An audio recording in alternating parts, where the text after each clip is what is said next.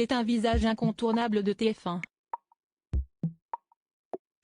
Journaliste sportif et animateur emblématique de Koh-Lanta, Denis Brognard aura été, aussi, pendant la Coupe du monde de football au Qatar, l'un des visages phares de la compétition, notamment dans le MAG, qui a suivi les matchs.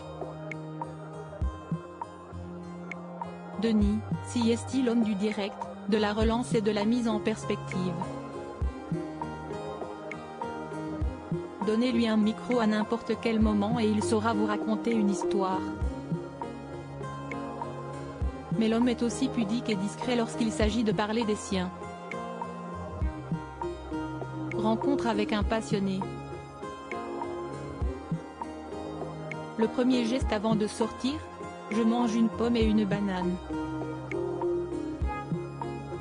Invariablement, quel que soit l'endroit où je me trouve, si est mon premier rituel de la journée, si est bon pour ma santé en plus.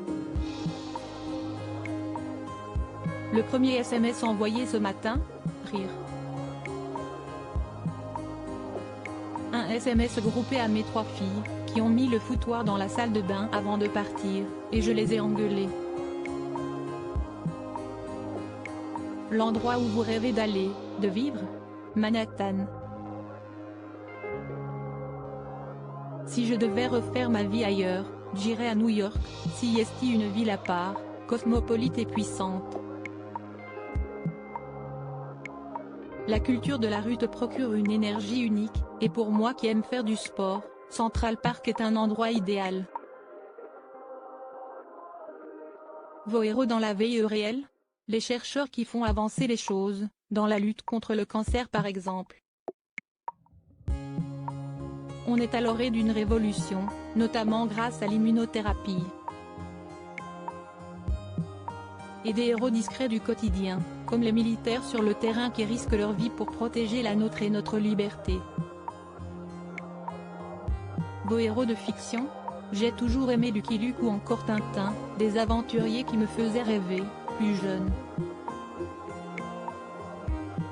Ma vocation de reporter vient peut-être aussi de ces personnages de l'enfance. Le mot qui vous est devenu indispensable? Respect et tolérance. Le mot que vous ne supportez plus d'entendre? En fait, une image que vous avez gardée dès le confinement? La couverture de mon livre Un soldat presque exemplaire, mon premier roman. J'ai eu la chance d'avoir vécu un premier confinement en famille. J'ai eu le temps de pouvoir écrire. Ce que vous avez découvert de vous?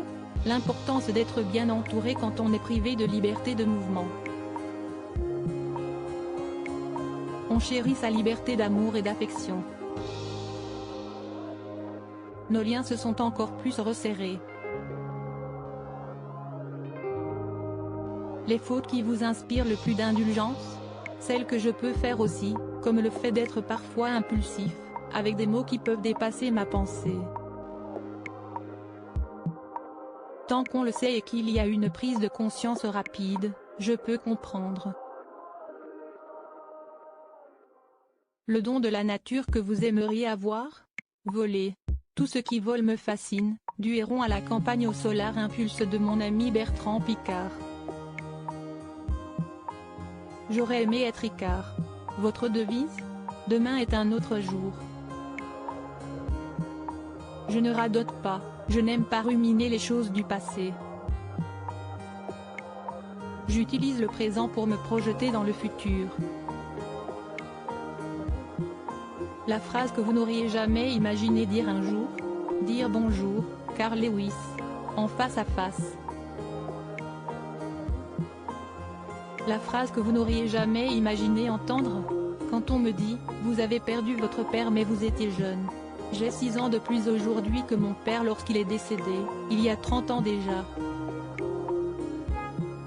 Si est-il une phrase que j'aurais aimé ne jamais entendre?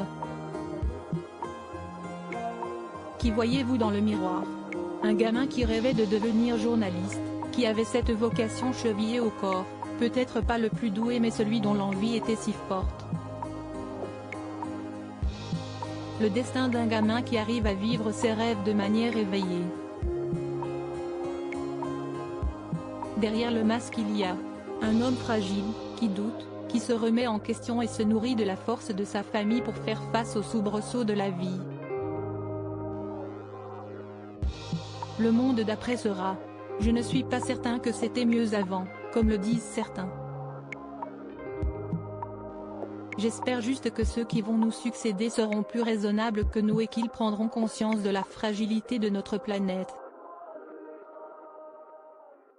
Cet article est à retrouver dans le Gala N degré 1542, disponible jeudi 29 décembre 2022 dans les kiosques. Crédit photo, Pierre Perrusso.